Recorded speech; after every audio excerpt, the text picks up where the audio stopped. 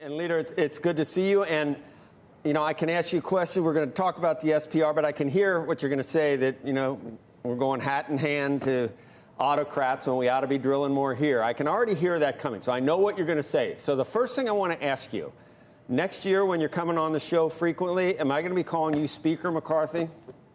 Well, that's going to be determined by the American public. But I feel very good about where we are 20 days from now, simply because what the Democrats have done for the last 2 years. And really our mission will be to clean up the mess of what they've created. And that really stands with the commitment to America.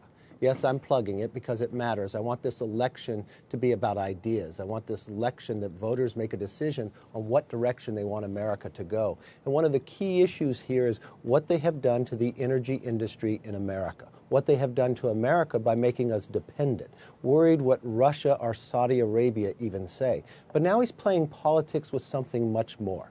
The Strategic Petroleum Oil Reserve was created to put us in a time of emergency.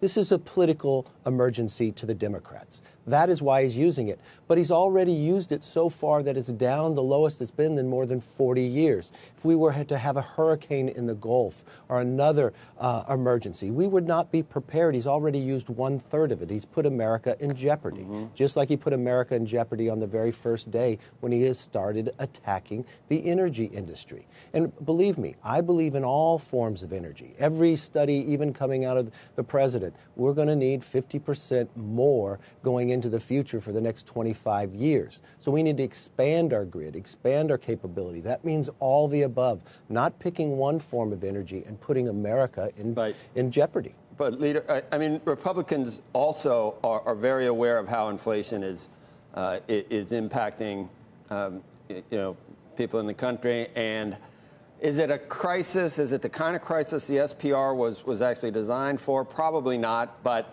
when you have limited options, you can see, you know, why the president has decided to do that, to give some relief to individuals. No, it's not why I see that. I mean, think about what the president just said, the White House, a few weeks ago, that he didn't ask Saudi Arabia. Then Saudi Arabia comes out and proves that the president lied. The president didn't ask Saudi Arabia not to cut production well into the future, just until the election is over. That's pure political play. That's what he's doing here now. Why wouldn't he go to America, lift the LNG restrictions, lift the sanctions, what he's putting on for more leases, allow the development more, think long term? Why do we want to be dependent on another country? Why wouldn't we think not only America to be energy independent, but let's think long term?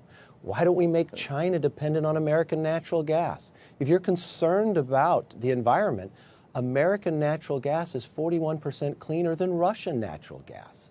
Why wouldn't we go about making America the individual that can sell around the world? More jobs in America, lower price that you could fill up your tank and have money left over, but also not only that America is stronger, but the world would be safer. Hey, Leader, I need to ask you about this, and I'm kind of surprised because all I hear really mostly is abortion and January 6th is what I'm hearing from the left, like almost exclusively. But today, they're up in arms about something you told Punchbowl regarding entitlement programs and the debt ceiling, that you would use debt ceiling negotiations to somehow rein in Social Security or Medicare. And I think you were quoted that you're not going to predetermine the structural changes that need to be made. But we know that Senators Ron Johnson and Rick Scott have talked about changes to Social Security and Medicare. This doesn't seem like something you'd want to talk about 3 weeks before the midterms, although it needs to be talked about at some point before 2030 and we're out of money. Well, let me be very clear. I never mentioned Social Security or Medicare. Actually, in the Commitment to America, we say to strengthen Social Security and Medicare. What he asked me about was just lifting the debt ceiling. The debt ceiling needs to be lifted, but wouldn't it be a normal thing if we're $31 trillion in debt, not to just give a blank check, to actually change our behavior? The Democrats have spent $10 trillion in these last 2 years. So the question was, would you just raise the debt ceiling without having a discussion, not about entitlements, but about our spending behavior right now?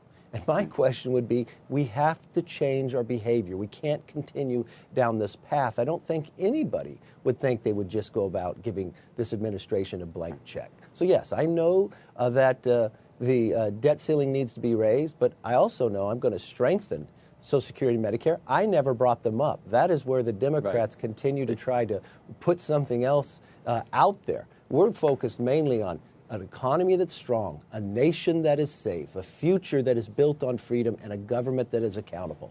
That is what we've talked about, and that is what we'll work on.